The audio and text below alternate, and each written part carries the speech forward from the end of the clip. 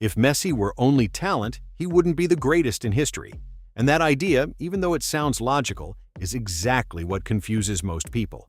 Because what truly makes him unique is not just what you see in highlight reels, or the impossible goals, or the assists, or the trophies. What makes him different is something much harder to capture: the way he thinks about the game. Messi doesn't dominate soccer only because of what he does with the ball. He dominates it because of what he understands before touching it. In a sport where most players react, he anticipates. While a defender hesitates between stepping forward or waiting, Messi has already chosen the space. While another player lifts his head to decide, Messi has already executed. It's not physical speed, it's mental speed, and that difference is almost impossible to defend against. Think of it this way. Two players receive the ball in the same situation. One controls it, looks up, analyzes, and acts. Messi, on the other hand, had already made the decision before receiving it. That's why it looks like he always has time. But it isn't time, it's an advantage. That is one of the most important keys to understanding him. Messi doesn't play faster than everyone else. He plays earlier. And to understand what that really means, you have to look beyond the dribble. In modern soccer, the difference between a good player and a historic one often isn't in the muscles, but in the milliseconds. Space appears and disappears. A passing lane opens for 1 second. A defender positions his body poorly for an instant. Most players see those opportunities once they're already gone. Messi sees them before they appear. That can't be explained by talent alone. It comes from repetition, obsession, sensitivity, memory, intuition, and an extraordinary ability to read patterns. Messi seems to recognize situations before they fully form. He knows where the defender is going to be, he knows where his teammate is going to appear, he knows when to speed up, when to slow down, when to draw opponents in, and when to release the ball. And the most impressive part is that he does it while moving under pressure, surrounded by players who are also elite. Many soccer players can have one brilliant play, an unforgettable goal, a perfect night. But Messi repeated the impossible for almost 2 decades. That is the difference. What he did was not an isolated moment of inspiration. It was a way of controlling chaos. Because in soccer, everything changes all the time. The opponent, the score, the pressure, the fatigue, the emotional state of the team. And even so, Messi managed to make the extraordinary feel routine. There is a concept widely used in high performance called the flow state. It is that moment when an athlete is so connected to what they are doing that everything seems slower, clearer, more predictable. Many athletes reach it in specific matches, in very particular moments. Messi, on the other hand, gave the impression of living close to that state for years. What for others was the peak of their career seemed for him to be the starting point. That's why everyone could know what he was going to do and still not be able to stop him. Because it wasn't just about the movement, it was about the exact moment, the timing, that invisible detail that changes everything. Messi doesn't beat you only through surprise, he beats you through precision. And that precision, in his case, didn't appear once. It appeared again and again against everyone, in every scenario. During his years at Barcelona, that superiority became part of the team's identity. He was not simply the best player in a brilliant system, he was the player around whom the system found meaning. Guardiola's Barcelona was one of the most influential teams in modern history, but the reason that model reached an almost impossible-to-copy level was that it had Messi at the center.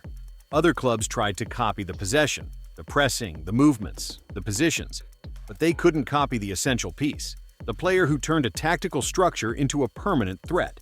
And that does not mean Messi needed less tactics. It means something deeper, the tactics needed to adapt to his reading of the game. When you have a player who understands the situation before everyone else, limiting him too much can be a mistake, because Messi didn't improvise out of whim. He improvised because he saw solutions the system had not yet predicted.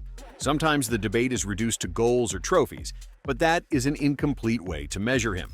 Messi didn't just produce absurd numbers, he changed the behavior of everyone around him. When he received the ball, the opponent backed up. When he walked between the lines, defenders looked at each other. When he moved toward the right, the entire defensive block tilted. And when 2 or 3 players adjusted their position to watch him, someone else was left free. That impact does not always show up in statistics, but it defines matches.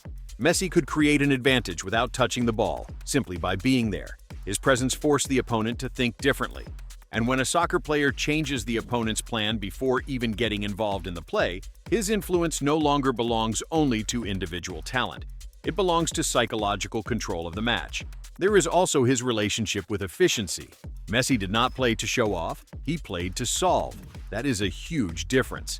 Many extraordinary players look for the most spectacular action. Messi almost always chose the correct one. Sometimes it was a dribble, sometimes a short pass, sometimes a pause, sometimes walking, sometimes doing nothing yet. That apparent simplicity was one of his most sophisticated weapons. Because for someone with his ability, the temptation to always attempt the impossible play must be enormous. But Messi understood that not every moment called for magic. Some moments called for calm, others called for management, others called for drawing pressure to free someone else. And that intelligence to choose when to appear and when not to force things also explains his longevity. For a long time, he was criticized for walking during matches, but that criticism actually reveals a lack of understanding. Messi didn't walk because he couldn't run. He walked because he didn't always need to. He managed his energy, observed, measured distances, studied movements. And when he found the exact moment, he exploded. That economy of effort was not disinterest, it was mastery. Messi's longevity is a central part of his greatness. He was not the best for one season. He was not the best for one short cycle. He was dominant for an entire era. At Barcelona, he left records that still seem unreal. 672 official goals, more than 700 official matches, and full seasons in which he surpassed 30 goals as if it were normal. And he did it while sharing the team with forwards who, at any other club, would have been the absolute center of the attack. Samuel Eto'o, Thierry Henry, David Villa, Neymar, Luis Suarez. With Messi, even those figures had to orbit around something even greater. But perhaps the most important thing is that his greatness did not stay in Barcelona. For years, people built the idea that he depended on that context, that outside that team, he would not be the same. That narrative weakened over time and completely collapsed with Argentina. Because with the national team, Messi did not just win. He learned to lead in a different way. First, he carried brutal defeats, lost finals, fierce criticism, a pressure that seemed endless. And he kept going. The World Cup was, for years, the great debt many people demanded from him, as if a single tournament could define an entire career. That view was unfair, because Messi had already reached a World Cup final in 2014, had already taken Argentina to several Copa America finals, and had already shown a consistency that no serious argument could deny. But soccer also lives on symbols, and for many, the symbol that was missing was the World Cup. Then, Qatar 2022 arrived, and the fastest or most explosive Messi did not appear. A more mature, more calculating, more emotionally complete version appeared. A Messi who understood when to speed up and when to pause, when to take everything on and when to lean on the team, when to speak and when to let the soccer speak for him. The match against Mexico was a perfect test. Argentina had just lost to Saudi Arabia in one of the most unexpected blows in recent World Cup history. The pressure was total. Any mistake could leave the Copa America champion on the verge of elimination. And in that context, Messi found a solution. He received, chose, shot, and unlocked a match full of nerves. The goal was important, yes. But what was truly impressive was the calm with which he read the moment. Then came the final against France, possibly one of the most dramatic matches in soccer history. Argentina was winning 2-0. France came back in 2 minutes. Mbappé changed the match. The stage became chaotic. And there, once again, Messi appeared. He scored in extra time, put Argentina ahead again, and then, when France equalized again and everything went to penalties, he was the first to shoot. With the weight of an entire career on his shoulders, with the world watching, and he scored. Argentina won the World Cup. Messi finished that tournament with 7 goals and 3 assists. He was decisive in every stage, and he did it at 35 years old, as the most closely watched player on the team, the captain, the symbol, and the emotional center of a country that had been waiting 36 years to lift that trophy again.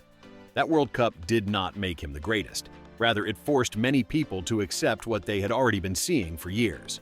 Today, in 2026, the story is still not closed. Messi is still active, still tied to Inter Miami, and appears on Argentina's official preliminary list for the 2026 FIFA World Cup. That does not erase the passage of time or turn the present into his prime, but it does confirm something that makes his career even more impressive. Even when it seemed like he had already won everything, he is still relevant in the biggest conversation in world soccer. And that brings us back to the initial point. Messi is not the greatest only because of talent. He is the greatest because he reduces chaos, because he turns an unpredictable sport into something that, at times, seems controlled, because he sees earlier, decides earlier, and executes better, because for years he made the impossible look like just another play, because he forced teammates, rivals, coaches, and analysts to think about soccer differently. Before Messi, many discussions about the best player in the world centered on power, speed, physique, height, strength. Messi proved that dominance could come from somewhere else, from reading, from precision, from intelligence applied to movement, from a mind capable of finding answers before the problem had fully appeared. That changed the way soccer is watched. It changed what is valued in a player. It changed how a play is analyzed. It changed the very idea of superiority. Because Messi was not only better within the rules of the game, in a way, he changed the variables by which we measure the game. And there is one final thing that perhaps explains why his figure carries so much weight. Messi never needed to defend his place with grand speeches. He did not build his legend by talking. He built it by playing, match after match, year after year, with that strange calm of someone who does not seem to need to convince anyone because the field already speaks for him. The debate about who is the greatest will always exist, and that's okay. Soccer without debate would lose part of its magic. But if someone ever asks you why Messi is the greatest in history, maybe you don't need to start with trophies, or goals, or records. Maybe all you need is a much simpler question. Can you name one essential aspect of the game in which Messi has not been extraordinary? Take all the time you need, because the answer will probably take quite a while to appear.